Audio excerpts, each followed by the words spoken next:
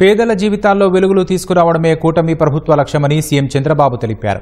ప్రజాసేవలో ప్రజల మనిషిగా ఉండాలనే ఉద్దేశంతోనే స్వయంగా లబ్ధిదారుల ఇంటికే వెళ్లి పింఛన్లు పంపిణీ చేస్తున్నట్లు వివరించారు.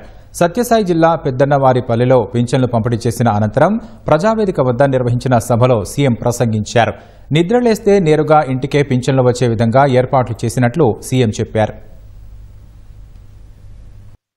నాకు అనునిత్యం జ్ఞాపకం ఉంటుంది.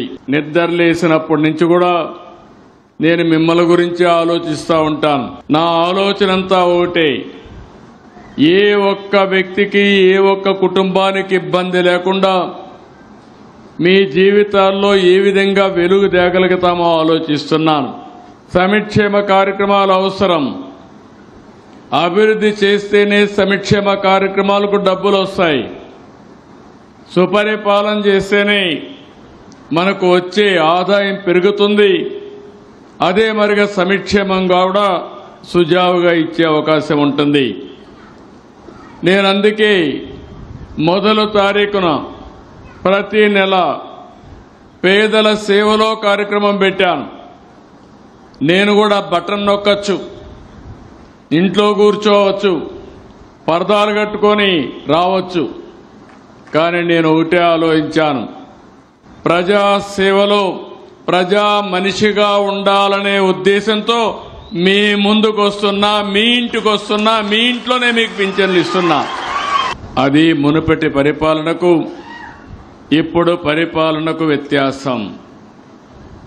ఆ రోజు ఆకాశంలో వస్తే కిందన చెట్లు నరికేసేవారు. అంటే విధ్వంసం ఏ విధంగా జరిగిందో మీరు చూశారు. ఈరోజు మీరు చూస్తున్నారు. ఒకప్పుడు ఆనాటి పాలకులు చెప్పారు, పెన్షన్లు ఇవ్వడానికి 2,55,000 మంది, 2,62,000 మందిని వాలంటీర్లు పెట్టామని ఒక పెన్షన్ ఇవ్వడానికి. అదే యంత్రాంగం ఈరోజు మీరు చూస్తే నిద్ర లేస్తే మీ ఇంటికి నేరుగా పింఛన్లు వస్తున్నాయా లేదా అని మిమ్మల్ని అడుగుతున్నా.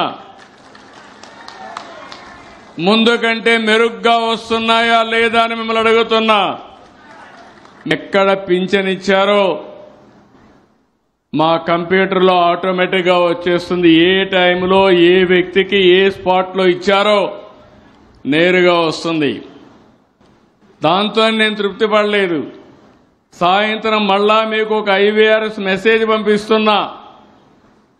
ఆ మెసేజ్ ప్రకారం వచ్చిన అధికారి సక్రమంగా ఇచ్చాడా, లేకుంటే మిమ్మల్ని తక్కువగా చూశాడా, చులకనగా చూశాడా, అది కూడా తెప్పించుకుంటున్నా. ఇవన్నీ చేస్తున్నానంటే నాకు ఈ పేదవాళ్లపై నుండే ప్రేమ నాకుండడమే కాదు, అధికార యంత్రాంగానికి కూడా అదే భావన ఉండాలనే ఉద్దేశంతో ఈ ప్రభుత్వం పనిచేస్తున్నామని చెప్పి కూడా నేను మీకు తెలియజేస్తున్నా.